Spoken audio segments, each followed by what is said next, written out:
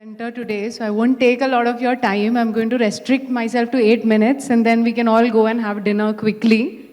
So I'm just going to talk very briefly about I'm just going to talk very briefly about what are the metrics that actually govern buildings. I'm going to be extremely broad about it. I'm only going to talk about what optimization can do for buildings. And there are so many optimization techniques in nature that we can actually help to govern the form of the building. I heard so many people wonderfully talking about what, the wind pressure has to be taken into consideration. And I won't really, I wrote tall buildings here because that was the whole vibe of the whole seminar.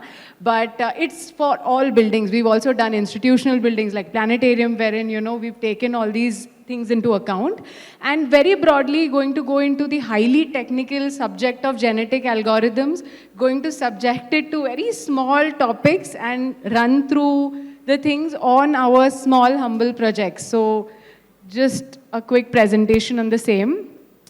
So one thing that we believe in, the entire presentation is going to be talking about form optimization. And we've already, every one of us actually already uses softwares wherein we understand the radiation analysis, the gains, etc. What we propose is to go one step higher and understand there are certain tools that can help us derive the form due to this thing. So if you see, there is basically everyone's aware of the natural selection process, that is evolution.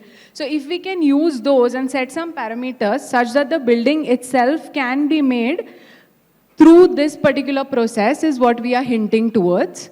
So here, if you see, this is a project that we've just recently gone into construction, wherein we have these twisting towers, and each of this twist is based on a certain parameter that we have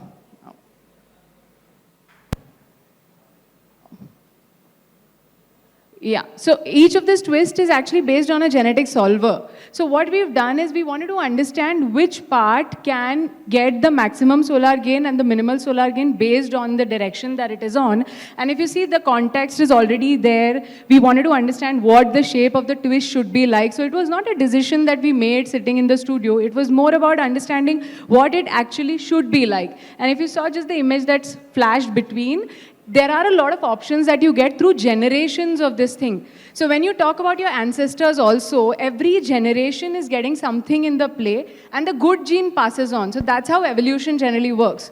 So the future of architecture, according to us, is optimization. And what is the techniques that we can actually employ? We can deploy these techniques and understand how technology, as it is going in other facets of our life, should also happen in architecture. So here, if we see a straight building versus the building that we did and what are the changes that happen. So there's a lot of study that has gone through it. I'm just going to run through the images because of the scarcity of time. So this is what it looks like ultimately. Here we are making a bungee jumping tower, which is supposed to be the India's tallest bungee jump tower in Rishikesh. So here one of the ideas that it's an extremely steel structure, and one of the biggest questions that I kept getting asked is, why are you as an architect doing a bungee jump tower? Because it's so structural. So apart from all the planning and the ignorance, there is also a part that structural optimization can happen hand in hand with architects. So we have sat with our structural engineers in this, who initially gave a grid like this. We did our solvers at the end of it to understand what are the main stress lines. There is a boogie that's coming out at the 80th meter. So we knew where the stresses are lying, and then we understood, based on the same, what is the shape that it can take, still be optimized based on the material that it should be, and then come up with a form that makes sense for everybody. Similarly, for a building wherein, this is again a 200-meter tall building in Kandivali in Mumbai. So here it's very much in the concept stage, and the thing that it started with was to understand that we want to make a building that's like none other. That's the first brief you get, and like we try to make it more scientific after that.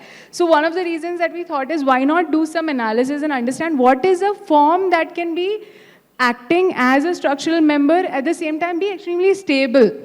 So my background is in parametric architecture. Really, inspired by Gaudi and his catenary arches. So we went across the entire form and understood what is a shape that maybe we could understand and get, such that it is kind of self-balancing. A lot of research went into this to just see what this can look like. So this is a very early stage conceptual 3D rendering of the same, wherein we have these step terraces, penthouses on top, and the amenity floors on the top 3 levels to just, have these kind of shapes inside. So one of the things that we again did here was quickly just the CFD analysis for the wind, because this is a tall building, and what this type of wind flow analysis can help us with. The same type of analysis we've also done for our 2 other projects that have already been executed, wherein, we collaborated heavily with structural engineers and also mechanical engineers in this who are affiliated with the IITs of the world, so that, we could get the exact ratios in there and understand that the safety factor is not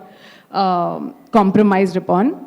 A lot of studies based on this. So here it's just a way of understanding how apertures and openings can help, the wind to pass through the structures, like the earlier panel discussion we're talking about. So there's a lot of ways that the form can be optimized for wind, solar, everything together. These are just some of the examples of what's possible and how we as architects also don't have to every time rely on an agency. It's more collaborative, and at the end of the day, it is also to and fro. There's a lot of times where we've seen that the structural engineers tells us to run some analysis, because we can do it on the back end very quickly and change shapes based on the things that we're doing. So yeah, this is us at Studio Emergence. We think the future is going to be technologically driven, given the AI journey that we are going through.